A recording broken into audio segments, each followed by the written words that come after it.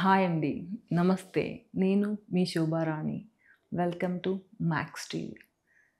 ఈరోజు మనం ఏం చేయబోతున్నాము, దేని గురించి నేర్చుకోబోతున్నాము, pelvic health.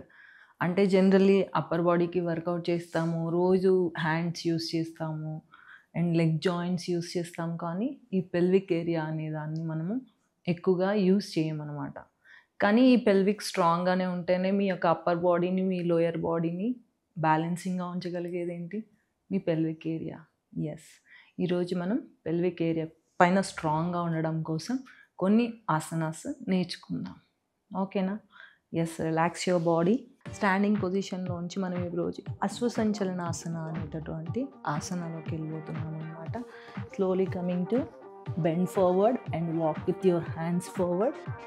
Okay, take your right leg forward between the palms. మీ యొక్క పామ్స్కి బిట్వీన్గా పెట్టుకోండి, మధ్యలో పెట్టుకోండి. Your knee should be on the floor. So అశ్వసంచలనాసన అని దీనికి పేరు అనమాట. అయితే మనం డైరెక్ట్గా ఆసనాలోకి వెళ్ళిపోయామనుకోండి, మనకి బాడీ సపోర్ట్ చేయదు. సో అశ్వసంచలనాసన లిటిల్ బిట్ హిప్ ఓపెనింగ్ అవ్వడానికి చిన్న వర్కౌట్ చేస్తామన్నమాట. Palms in line with your front foot. Push your hip forward. 1 2 3 4 5 6. ఈ విధంగా ఒక 20 టైమ్స్ మీ పెల్విక్ ఏరియాని ఫార్వర్డ్ అండ్ బ్యాక్వర్డ్ చేయండి. డైరెక్ట్గా ఆసనాలోకి వెళ్ళిపోయామనుకోండి, ఆసన డీప్గా రాదనమాట.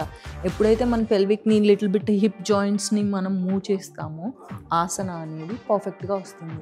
ఒక 20 టైమ్స్ చేసుకున్నాక now push your groin maximum forward and stay there for 8 breaths. Come on. 1 2 breathe. 4 5 6 7 and 8. Okay, now స్లోగా మీ యొక్క రైట్ లెగ్ని బ్యాక్ తీసుకెళ్ళండి. డౌన్వర్డ్ ఫేసింగ్ డాగ్లోకి రండి. Now take your left foot forward. Same thing between the palms. ఇందాక ఏ విధంగా అయితే మన right ఫుట్ని forward చేసుకున్నామో అదే విధంగా మన యొక్క లెఫ్ట్ ఫుట్ని కూడా ఫార్వర్డ్ చేసుకోండి. ఇందాక చెప్పినట్టుగానే కమింగ్ ఆసనాకు వచ్చిన తర్వాత పుష్ యువర్ గ్రాయిన్ ఫార్వర్డ్కి పుష్ చేయండి. 1 2 3 4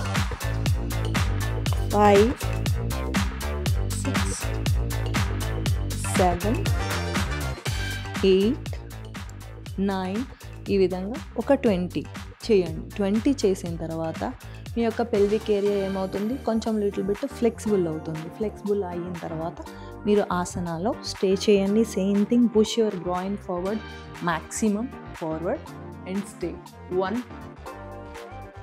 2 3 breathe. 4 5 6 7 and 8. Okay, coming to downward facing dog and place your knees down and relax. Okay, ఈ విధంగా ఒక 2-3 సెట్స్ ఎప్పుడైతే పుష్ చేసుకొని మీ యొక్క పెల్విక్ ఏరియాని మోర్ ఫ్లెక్సిబుల్ చేస్తారో మీరు ఆసనాలో మోర్ డీప్గా ఉండగలుగుతారు. ఓకే, నెక్స్ట్ ఆసన చేసుకుందాం. అదేవిధంగా slowly lie down on your back. మీ యొక్క బ్యాక్ పైన స్లోగా లై డౌన్ చేయండి.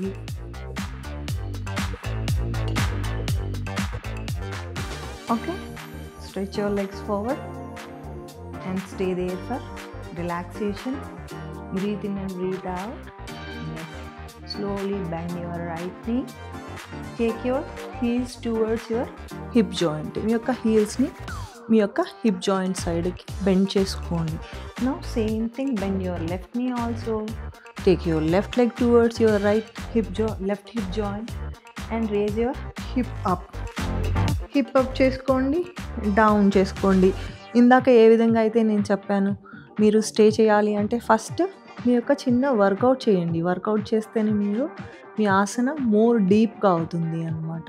సో ఇప్పుడు ఏం చేస్తారు, same place your hands beside your hip joint and raise your leg, hips up and down. 1, 2, hip up and 3, hip up and down. ఈ విధంగా ఒక 20 టైమ్స్ 3 సెట్స్ చేసుకోండి. 3 సెట్ చేసుకున్నాక ఫ్లెక్సిబుల్ అవుతుంది కదా, అయిన తర్వాత మనం ఆసనాలో స్టే చేద్దాం. ఓకేనా? Now place your palms beside your hip joint and raise your hip up and stay. 1, 2, breathe. 3,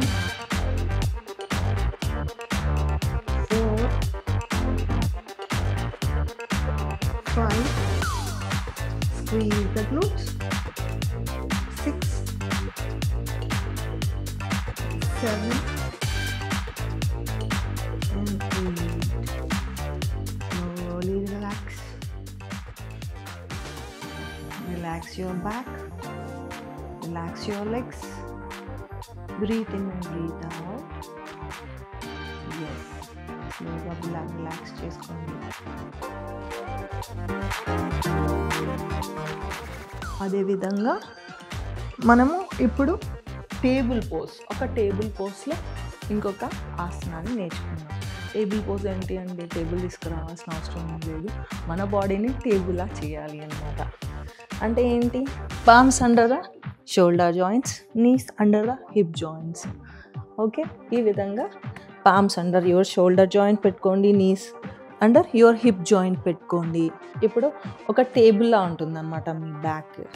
okay, now raise your right knee up and make a zeros. 1, 2, 3, 4, ఒక 8 క్లాక్ వైజ్ చేయండి, 8 anti clock wise చేయండి, 6,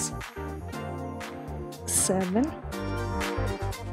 8. ఈ విధంగా clock wise 8 and anti clock wise 8 చేయాలి.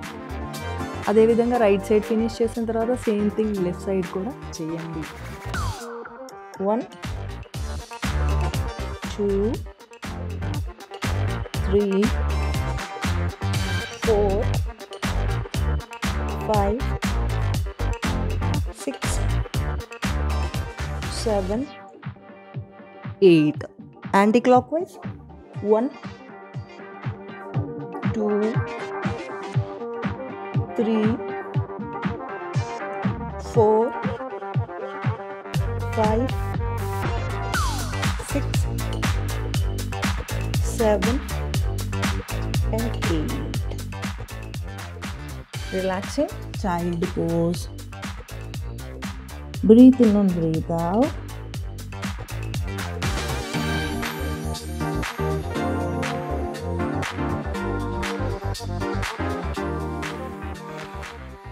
So upper body, lower బాడీయే కాదండి, మీ pelvic ఏరియాని కూడా స్ట్రాంగ్గా ఉంచుకుంటేనే మీ బాడీ ఎప్పుడు కూడా స్ట్రైట్గా ఉంటుంది. మీ పెల్విక్ ఏరియా వీక్గా ఉందనుకోండి, ఏమవుతుంది, బాడీ షేప్లో డిఫరెన్సెస్ వస్తాయి అన్నమాట.